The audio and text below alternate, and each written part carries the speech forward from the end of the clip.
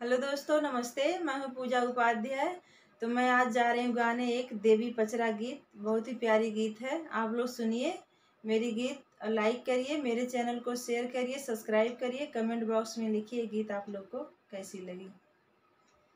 लाली लाली डोलिया में बैठी शीतला मैया है कि ककरे घराना।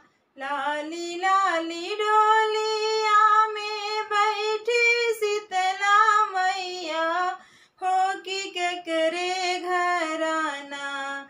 मैया मोरी डारई डरवा हो कि ककरे घराना। अपने बगीचवा से बोलेली मालिनिया हो कि हमरे घराना। मैया मोरी हमरे घराना।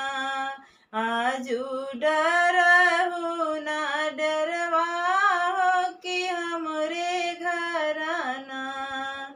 सारी रतिया मालिनी गजरा जे गुथे हो कि होतई भरवाना। हो कि होतई भरवाना।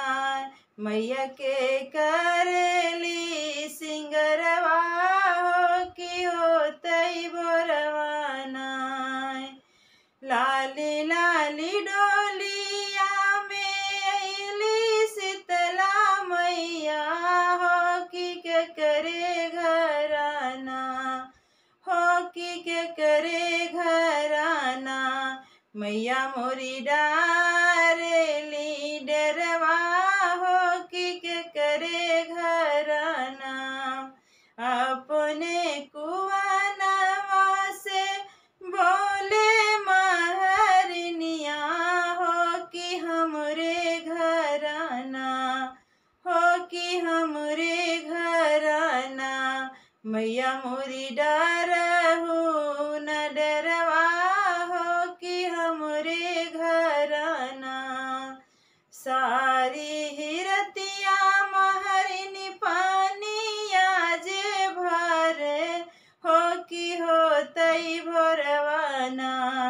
हो कि होतई भरवाना।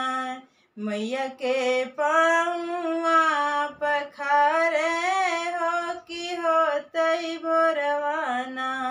मैया के कलसा भरा में हो कि होतई भरवाना। लाली लाली डोलिया में अइली शीतला मैया हो कि ककरे घराना। हो कि ककरे घराना। मैया मोरी डारेली डरवा हो कि ककरे घराना। अपने महलिया से बोलेली रानियवा हो कि हमरे घराना। हो कि हमरे घराना। मैया मोरी डरहु ना डरवा हो कि हमरे घराना। सारी हिरतिया रनिया से जिया सजावे हो कि होतई भरवाना। हो कि होतई भरवाना।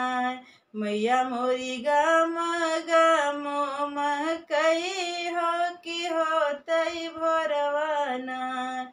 मैया मोरी गम गम महकई हो कि होतई भरवाना।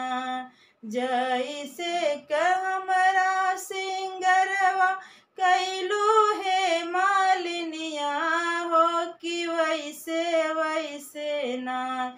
फूल तुअरी फूलवरिया मालिन वैसे वैसे ना। जैसे कपौआ मोर पखरलू है महरनिया हो कि वैसे वैसे ना। तुहरा कुआना पनिया भरे हो कि वैसे वैसे नाय। तुहरा महरा वैसे जिए हो कि वैसे वैसे नाय। जैसे कसे जिया सजवलू है रानियावा हो कि वैसे वैसे नाय। तुहरा रजवा सजावे रानी वैसे वैसे नाय। लाली लाली डोलिया में अली शीतला मैया हो कि के करे घरना। मैया मोरी डार